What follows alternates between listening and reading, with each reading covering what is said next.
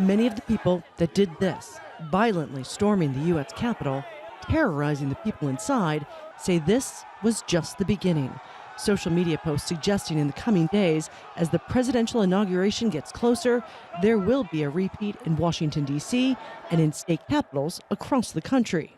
This threat is real, it's present, and the American public should know that law enforcement is working around the clock to make sure that this threat is kept at bay. But if they come, this is what they will find. As many as 20,000 National Guard soldiers, some armed, surrounding federal buildings, sleeping in the hallways between shifts, a heavy police presence, and heavy equipment. The top leadership of the military taking the unprecedented step of sending out this letter to the entire military, reminding them they are bound to support and defend the Constitution and that Joe Biden will be the 46th Commander-in-Chief. And there are renewed calls for people to stay away from the inauguration, Airbnb taking the unusual step of canceling all D.C. rentals for the event.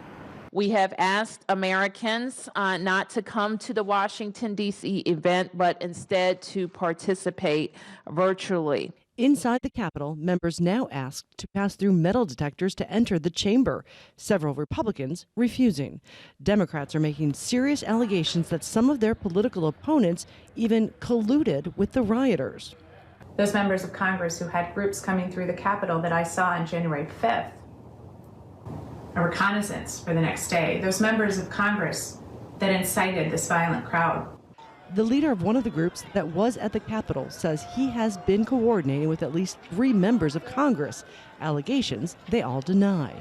But in a sign of how polarized this institution has become, some members, like Democrat Alexandria Ocasio-Cortez, now say they were afraid to shelter with others, afraid they would tell the mob where they were. I can tell you that I had a very close encounter where I thought I was going to die. I did not know if I was going to make it to the end of that day alive. Across the country, police are being deployed, Capitol buildings boarded up. But former CIA agent Glenn CARLE says the U.S. Capitol could still be at risk. The center of everything is Washington. So if you want to make a statement, or if you're really angry, you want to strike where things are the most important. It's not going to be Montpelier, Vermont. On January 20th, this is where Joe Biden is expected to take the oath of office, surrounded by images of a country at war with itself. Patty Culhane, Al Jazeera, Washington.